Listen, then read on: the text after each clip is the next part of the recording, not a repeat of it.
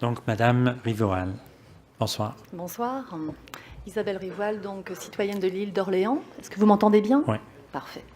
Donc déjà, je voulais remercier infiniment la Commission pour sa pugnacité. Je n'avais pas d'attente particulière. C'est la première fois que j'assiste à un BAP et j'ai pu me réjouir de voir à quel point les citoyens étaient vraiment documentés, informés, inquiets. Voilà, ma question va très vite venir, mais je pense qu'au-delà des opinions que l'on peut avoir sur le projet Énergie Est, ne devrait-on pas minimalement mettre au cœur de tout cela le principe de précaution, qui consiste à s'abstenir d'une action comportant un risque aussi longtemps que l'action n'est pas prouvée sécuritaire. Dans les différentes semaines, j'ai pu voir que le dilbit est irrécupérable ou très difficilement récupérable, et particulièrement sous la glace. J'ai pu entendre aussi que le pipeline resterait, après la fin de son utilisation, sous terre. J'ai pu entendre que la multiplication des convois par train, par superpétrolier, ne peut pas être un facteur non plus qui me rassure, puisque ça va générer forcément une multiplication des risques. La catastrophe de la rivière Kalamazoo en 2009 ne me rassure pas non plus. Donc ma question, en fait, je la pose aux promoteurs, évidemment, parce que je ne sais pas finalement sur quoi me reposer pour être rassurée. Voilà. D'accord. Alors, Monsieur Bergeron, dans le cadre de l'élaboration de votre projet, est-ce que vous avez tenu compte du principe de précaution et de quelle façon? Monsieur le Président, je vous dirais que depuis qu'on a commencé à travailler sur le projet, on parle de peut-être 10 à 15 années d'expérience de l'industrie avec le dilbit, donc le bitume dilué dans les pipelines. Et on parle de plusieurs décennies d'expérience avec des pipelines, des oléoducs. Je parlais tout à l'heure de plus de 50 années. En fait, c'est plus 70-80 ans. Alors, tout ça mis ensemble, nous sommes convaincus que la science et l'expérience sont là pour démontrer qu'on peut exploiter un pipeline comme celui-ci de façon sécuritaire en ayant un risque acceptable. Je vous ai fait part de certaines données.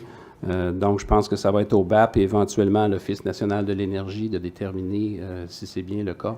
Mais notre entreprise est convaincue qu'avec les outils technologiques qu'on possède et les techniques de construction, c'est un projet avec un risque tout à fait acceptable.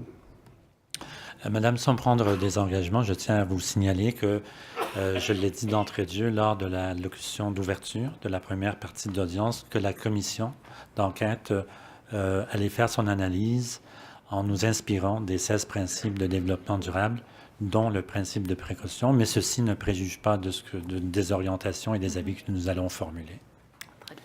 Madame Grandbois. Monsieur Bergeron, j'aimerais me revenir peut-être sur la question de la cessation d'exploitation. On en a parlé plus tôt la semaine dernière, mais comme Madame Iguale, je m'excuse, j'avais mal entendu. Et également, une autre participante ce soir vient de revenir sur la question de la cessation d'exploitation. Pourriez-vous nous résumer rapidement là, ce qui est prévu en matière de cessation d'exploitation, puis revenir sur la question, est-ce que oui ou non, les fameux pipelines seront enlevés de terre?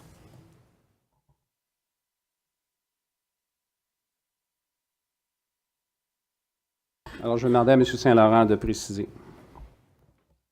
Madame la commissaire, le principe qui s'applique dans le cas d'une cessation d'exploitation ou d'un abandon, c'est il faut déposer à l'Office national de l'énergie une demande formelle qui explique exactement toutes les méthodes qu'on va prendre pour abandonner ou arrêter l'exploitation du pipeline.